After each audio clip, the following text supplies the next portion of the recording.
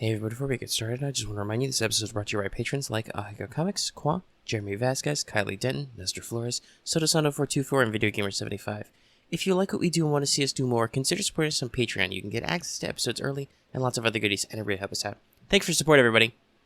Hello everyone, welcome back to the channel. It is time once again to talk about Star Wars Legion by Fantasy Flight Games, because in spite of the fact that it seems that all releases originally slated for December have been pushed to January-ish. We'll see if they can physically get them all out, but I think they can. It's not that big of a deal. But yes, it's been confirmed that even the operatives have been pushed back. But in spite of this, Fantasy Flight did let us know there would still be some Legion news. They originally said there would be 3 announcement articles, so there's going to be more, and then people asked for clarification. This is going to be a big theme. And they said it's 5 product releases over 3 announcement articles. We got one of them yesterday, because they were delayed to all this week, apparently. And we'll talk about that at the end, because it's not as big of a deal as this one. But today, we got the announcement of Vital Assets, the second Battlefield expansion. Because you needed it. So yeah, here it is. It's great. It's good. It's cool. I'm super excited about this. And luckily, the community's pretty excited. Some people are still a little testy about the overall announcement level. I'll give some thoughts on that at the end, because mostly I feel like, I guess, Legion players and other maybe tabletop games are kind of spoiled because of reasons. But yeah, so this is Vital Assets as opposed to Priority Supplies. Now this one's going to cost you a little bit more so far. It looks like we're being about $10 more, but that's because it comes with more greebles. And let's go ahead and talk about all that stuff. So we're going to move to the spread so we can talk about some of the stuff you actually get in this pack. Alright, so here's the spread. And according to the article, this will come with 16 new sculpted objective miniatures, as well as various new battle cards, the hostage miniatures. We'll discuss the hostage rules and details, but yes, we appear to be getting, I think that's Rune Hako, and it's confirmed by the art and style, although in case you couldn't tell by the headdress and the weird wrap, the other hostage is Ryo Chichi from the Clone Wars, the Pantoran Senator. The best little blue Australian North Korean. Anyway. That was a cool episode. Also, a lot of people are super hyped because her art in the version of her hostage card art has 2 clone snowtroopers in it. Which, I wouldn't be opposed to. A lot of people are probably actually going to be upset that we didn't get clone snowtroopers before we got phase 2s, but, you know, it's a thing. But yeah, so that's decent spread. We can see some stuff. Now you'll notice, man, what are these weird cards in here? We'll come to explain them later. Just take note of targeting rangefinder and grapnel harpoon. We can see that we have these little bomb icons. You got some crates, and you've got some repulsor pallets which have movement bases so they can move. Because we have confirmed that one of the battle cards, and I assume this is the full new deck. It's not just one, because we've seen a couple, so it's like there's a whole spread of these in here. Also probably why it's slightly more expensive, because we've seen that we have seen 2 objectives and 2 conditions, so it might just be 2 and 2. But we don't know all the details. But one of the ones you can see here, obviously, is, hey, do you like first-person shooters? Now Legion is one, because one of those payload. Which, basically, you set up a thing in your deployment zone, it looks like. You place some terrain and stuff, and you move them, and then it pivots, and basically, I'm gonna guess, the victory conditions are hidden, but I'm gonna guess you gain a lot of victory points if your payload reaches the enemy's deployment zone. And so you've got the little carts, so you can push a cart.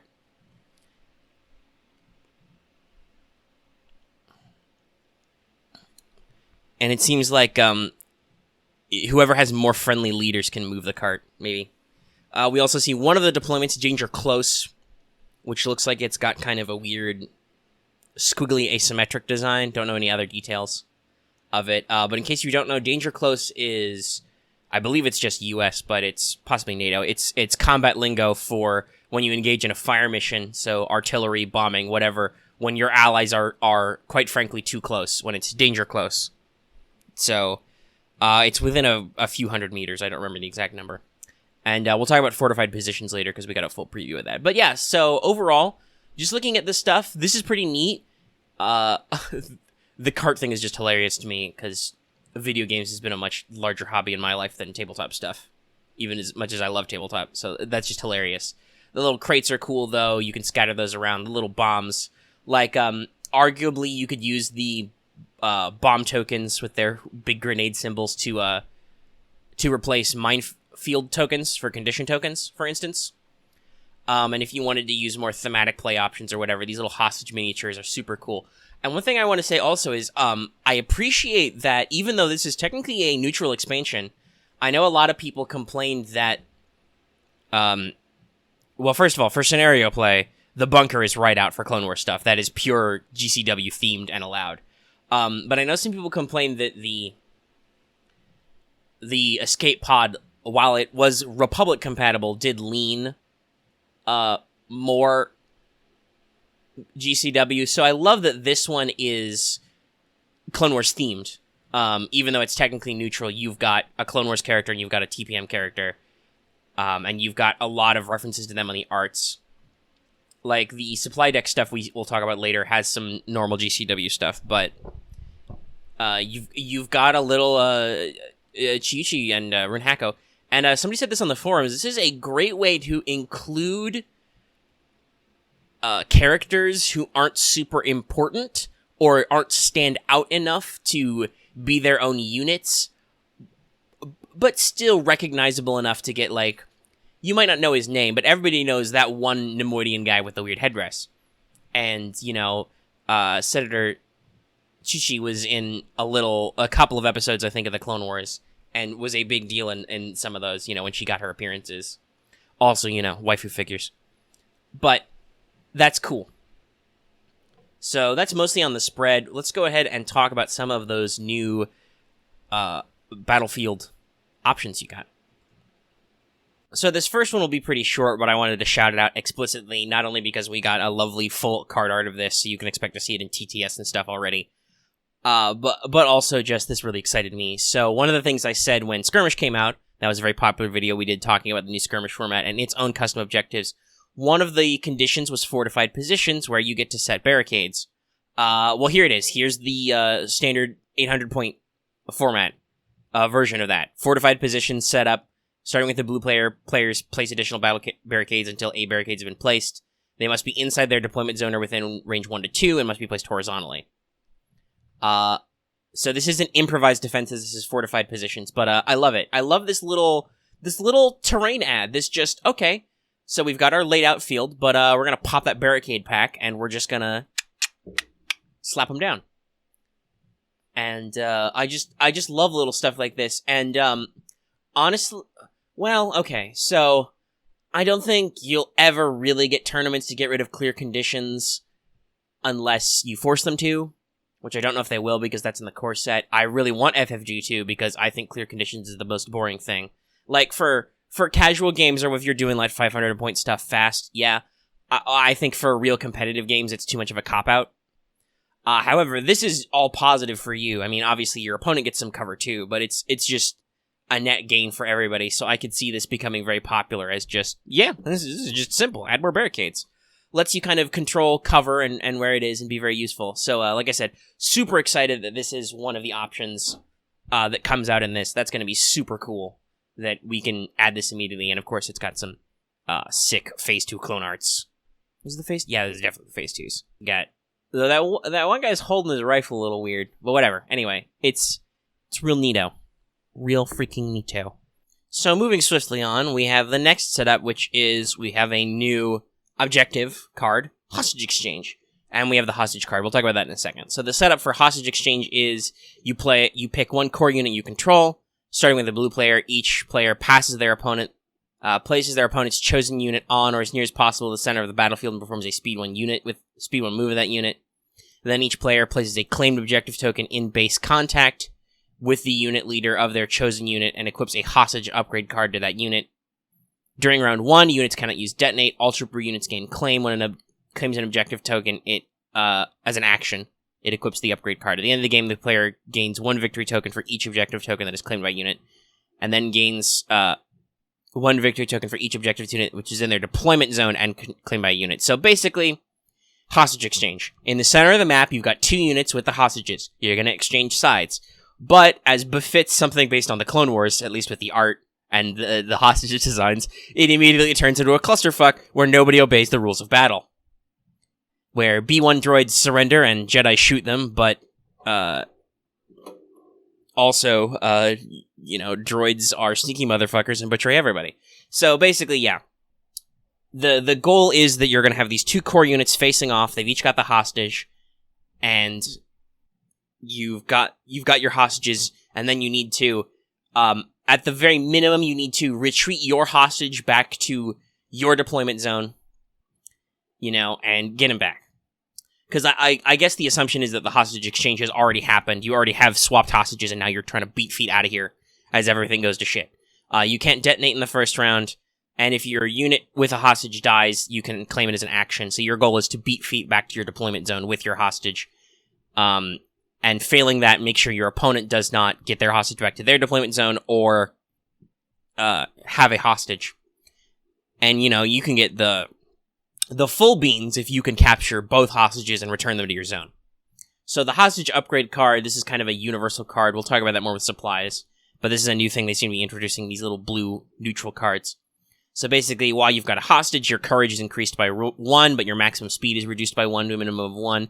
You cannot start melees. During round 1, enemy units cannot start a melee with you or attack you, so they can't gum you up in melee or try to attack you at all. And you gain immune enemy effects. We don't know what that is. Presumably there'll be an RRG update for this, but I'm gonna guess that's they can't force choke you, they can't mind trick you, they can't do anything like that, or they can't. While you have a hostage, you cannot be targeted, at least during round 1. So during the first round, everybody's safe, or at least the hostages are. Nobody can do anything to fuck with each other. And then you unequip the card if you don't have the claimed objective token. So you're slow, but you're harder to suppress and panic. And during round 1, you have a blanket immunity to certain effects. And then, like I said, here's the lovely card art with Ryo Chichi and clone snowtroopers who look okay. They're alright dudes. But yes, so that's the overall goal, and we don't know what the Separatist version looks like yet. Or technically any version, because you can swap this out. I guess if you have to have a fight about who gets to keep the blue waifu, you have to roll dice. Yeah. And by the way, if somebody's gonna come at me like, "Oh shoot, what are you saying? Is it Chuchi like some horrible underage number?" And I'll be like, "Fuck, man, I don't know. This is Star Wars. Trust me, I've played some Japanese waifu gacha games. There are some designs that are like, how old is this girl supposed to be?" So I don't even fucking know, dude. But anyway, we're here. Hostage exchange, snowtroopers. It's a neat concept I like a lot. Let's talk about the next neat concept. So here is a super fun one, and I think this is another big reason why this pack is a little bit bigger and a little bit more expensive. So, we have a new condition card, Supply Drop. Set up, prepare the supply deck. Starting with the blue player, players alternate placing condition tokens face down on the battlefield until 6 tokens have been placed. Each token must be placed beyond range 1 of each deployment zone, and beyond range 1 of any other condition token. And then non-creature trooper units gain resupply. Choose a condition token and base contact with your unit leader. Flip face up if able, otherwise remove it. Then draw 2 supply cards, equip 1, shuffle 1 into the deck. So yeah, this is a free action, by the way. So you've got 6 supply crates scattered around. You got your care packages, COD style. I'm gonna keep making FPS jokes. You've got your rec packs in Battlefront 2. No, because they stopped doing that. And then you can get some cool tools out of these because they're just sitting around. And you don't know what you get, but it's a lot of fun. And again, I hope that these are neutral enough that they start to replace a lot of basic stuff. So we've got some examples. One, we've got back to capsules, which gives your unit treat 1, capacity 1 as a free action. So it can heal itself or an ally for 1 once. which is great. And then we've got Field Scanner, which is a supply upgrade you tap. And that's when defending against a range attack during the apply, cover, and dodge step, you can tap it to gain 1 dodge token. That's a fun little upgrade, for just core units to have. We then know that you have the Grapnel Harpoon, which has an X, which we are presuming is discard, because we don't actually have, I think, any other discarding upgrades. But for now, we know that we're presuming that that's what that's going to mean. But what that does is, as a free action, you discard it to get until the end of your activation scale, which is pretty good. And then we have Targeting Rangefinder. I'm assuming that's the opposite of Field Scanner. It's not 100% clear in the spread, but I think it's you gain something when attacking. So I don't know if it's you gain an aim token, but you gain some kind of keyword effect, it looks like. Maybe it means you don't have to spend your aim tokens to use them, or something. I don't know. I'm going to presume it's probably a tap too. So overall, this is a really neat effect. It's going to add a lot of variance to the game. When this eventually comes out, it's the article says, hold on, the article says Q1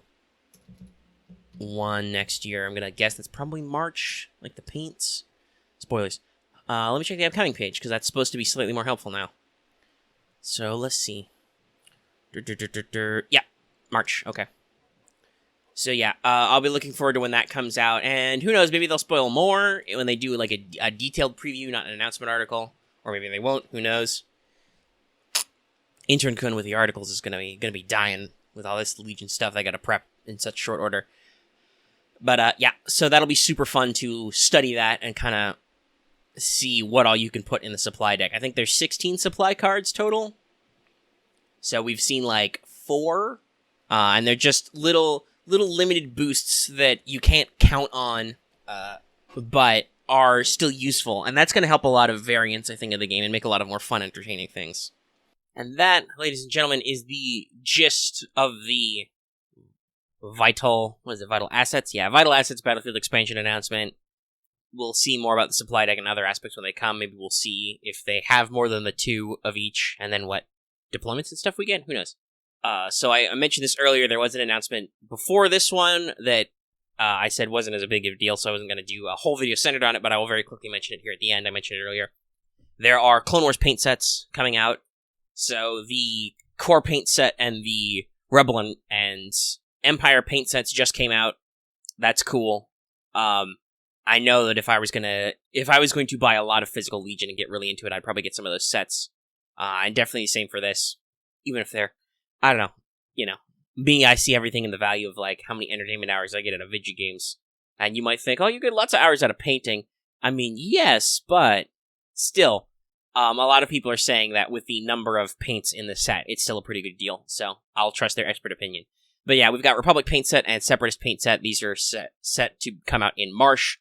Ooh, my speaking is terrible today. I'm sorry. I know that, so it's got kind of a mixed response on the forums. Some people are super excited about it. Actually, it's got mixed responses everywhere. Some people are very excited to get their official paint sets and in a much tighter window. And I know some people were like, oh, you should have released these all at the same time. Yes, but also remember that there's a lot of deployment lag on this, so FFG would have had to have staggered it so to make sure that these were ordered and they knew what paints they wanted, and they needed to be, like, labeled and picked out, and all this stuff needed to be agreed on after the Clone Wars core set came out, so it's entirely possible that, in their whole figuring out when stuff ships and is produced and whatnot, that they needed to offset it just because they were like, it would be really dumb if these came out before you had a faction of them to paint with. But there's a fairly robust style. It should give you some select paints you need to paint all your dudes with some whites. There's a Captain Rex blue, so it's officially called Captain Rex blue, so you can do Captain Rex and other 501st markings. Got some other fun stuff in there, like the Separatists have a couple of extra metallic paints. They've also got an Umbaran blue, I believe, which a lot of people think is neat. You're going to need a lot of that if you want to paint your AAT Umbaran colors when this comes out. I think it's a good thing. I know, so I mentioned this earlier. FFG is trying to be better about communication. They're still working out some kinks, I think, in the pipeline. I suspect most people can agree on that. And it was mentioned casually to the Discord, I believe the Legion Discord, that even though products had been pushed back, they were unfortunate to say, so there was no actual product releasing in December itself, though the paint set came out on Black Friday, so they were pretty close to December anyway. There would still be 3 news articles of announcements of new product. And they mentioned, I believe, on one of the streams, was it the skirmish? I think it was the skirmish stream. They mentioned that there would still be news in December already. So they clarified. It starts with somebody asks them on stream. Mind you, I want to preface this because a lot of people are saying that FFG overhyped or overpromised. I don't think they did. They didn't actually promise anything or hype anything. On stream, somebody asked, would there be product announcements in December? Or product news in December, I guess. I don't remember the exact details. Oh God, I'm terrible with names, but the stream guy who's always on the streams, that's his job, basically, is to be stream guy. He says that yes, because I'm pretty sure he's with marketing, but his name escapes me. I'm terrible with names, I'm sorry. He says that yes, there will be new news, there will be announcements in December, stay tuned. Then last week, FFG says on Discord, and I think it might be that same guy on Discord, it's like, hey, so as a reminder, we're going to have some articles out this month for Legion. There's going to be 3 announcements. And then it is to my understanding that people asked then what the nature of these announcements were, and it was clarified. They must have done this on Facebook, I'm not sure. I use Discord a lot, but there's a lot of stuff going on, so I'm not, like, glued to the Legion Discord, and I don't use Facebook at all, and neither should you, but that's an entirely different discussion. But I don't know exactly where the source was, but basically people asked for clarification, because 3 is an odd number, and it seems kind of small, and it was like, that's 3 articles, 5 products, and then last week they were like, don't worry, they're still coming out. We had some last-minute approval problems with LFL. They were probably need to approve some of the paint names or something dumb like that. But they got pushed back. They're all coming out this week. So then on Monday, paints drop, and some people, I don't want to say everybody, I don't want to paint with too broad of a brush, if you'll excuse the pun, but some people were incredibly rustled by this announcement because they assumed that because FFG actually said they were going to do articles, they would be big deal articles, which I think was a false assumption.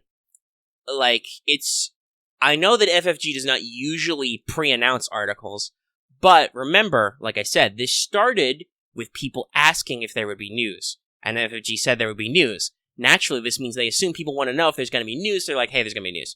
And tone is hard to say through the internet, and obviously also this is I don't know if you can really call it a problem, but this is an issue that FFG has with its marketing writing, is they're very positive and upbeat, and everything's super cool, even if it's not. I will always remember the response of the X-Wing forums to the announcement article about force actions, where people were like, it must do something extra, you must get something out of it, like it's free or something. They can't possibly be excited that you have to spend a force token to do a regular action. No, you just have to spend a force token to do it. It's a balance thing.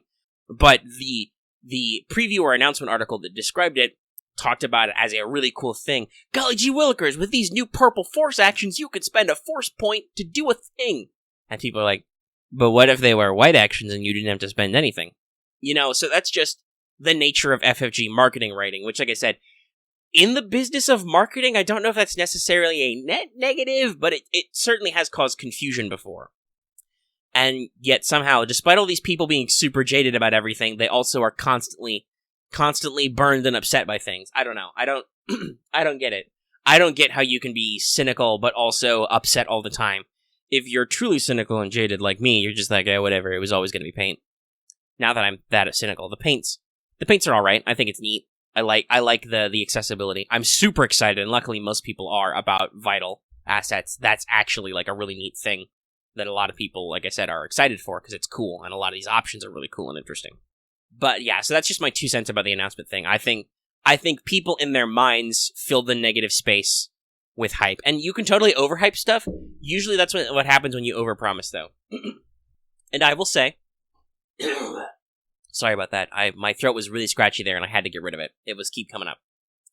But I will say, maybe I'm inoculated from, like, video games or something, or anime hobbyism, or maybe it's the other way, because if you look at the channel, one of our one of our major outlets is Gacha Games, specifically FGO, but others, Fate Grand Order, I should say. You won't know the acronym, but other stuff like that.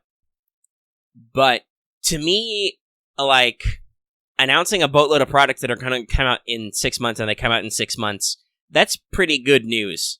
Like, that's pretty on point in detail. Here's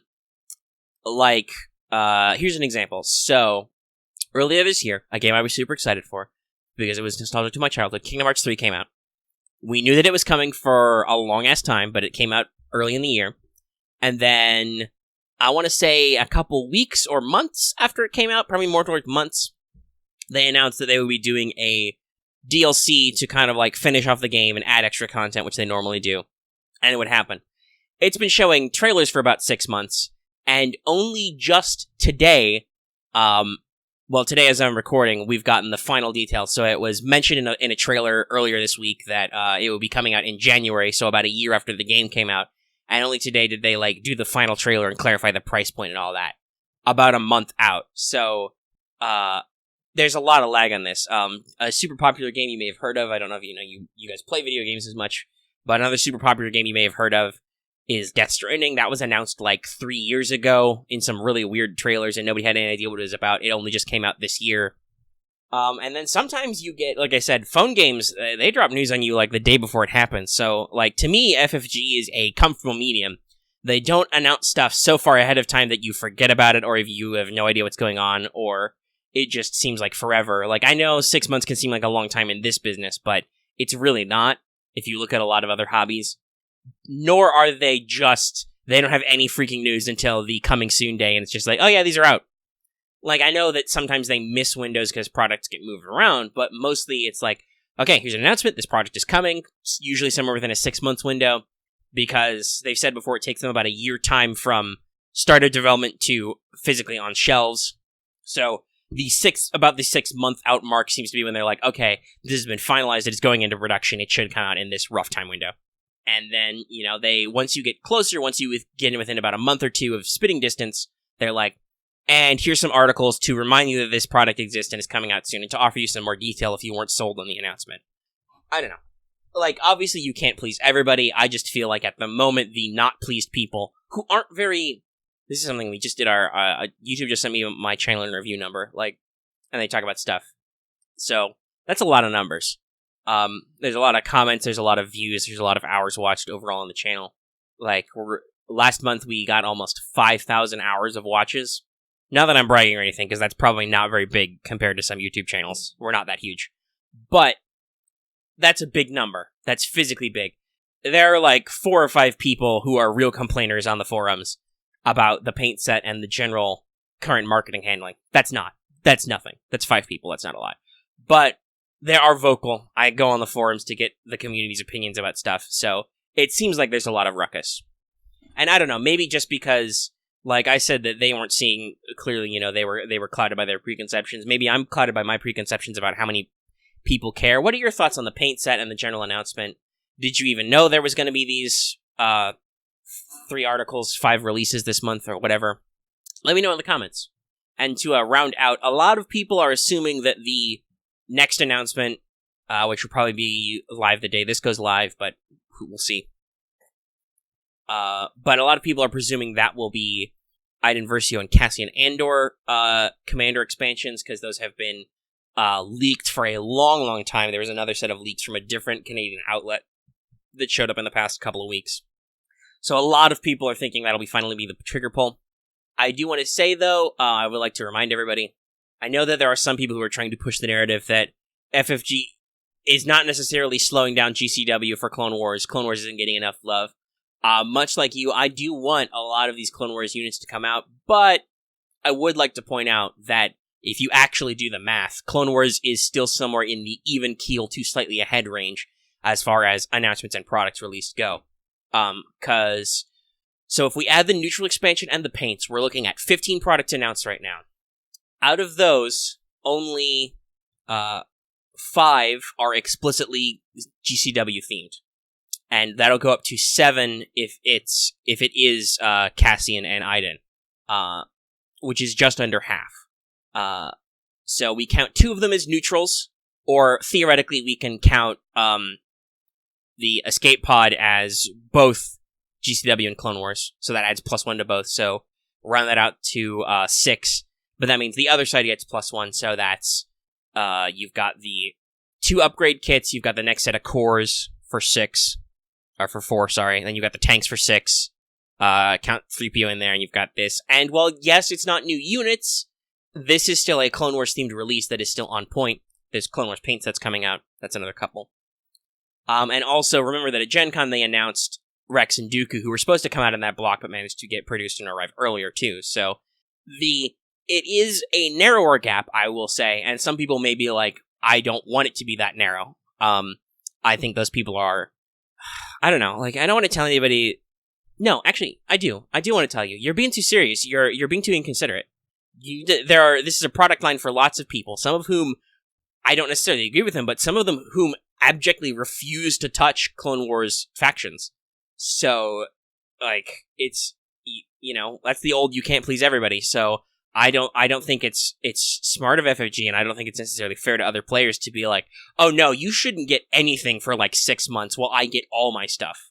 But it is still weight on Clone Wars, at least for math. Stats and probability, kids. Numbers don't lie, people lie. Alright, that section went on way too long. It'll be trimmed out some, but I'm gonna go ahead and let you guys go. So let me know your thoughts on vital assets on the Clone Wars paint set, and so on, and I'll be sure to cover what other news is coming. This video is already 30 minutes long, at least on the raw audio, so I'm glad I didn't necessarily wait another day. You know, get all my separate thoughts out now. So's, if you like this video, go ahead and give it a like. If you have any comments, leave them in the comment section down below. You can also join our Discord. That link is in the description and on our channel page. And of course, if you're new here and haven't already, please subscribe to our channel to always get our latest videos about Legion, about other stuff. It's all there. And considering that bell for notifications, so you always know when we post a new video, it'll come right to you, and you'll be able to click on it. And of course, like it says at the front of the show, consider supporting us on Patreon. You can get access to episodes like this one early. You can get shoutouts. You can get all this other stuff, and it really helps us out. It really supports us. And no, I don't use Patreon money to buy Legion minis. So yeah, that's this video. I will see you in the next one. Everybody get ready for some aggressive negotiations.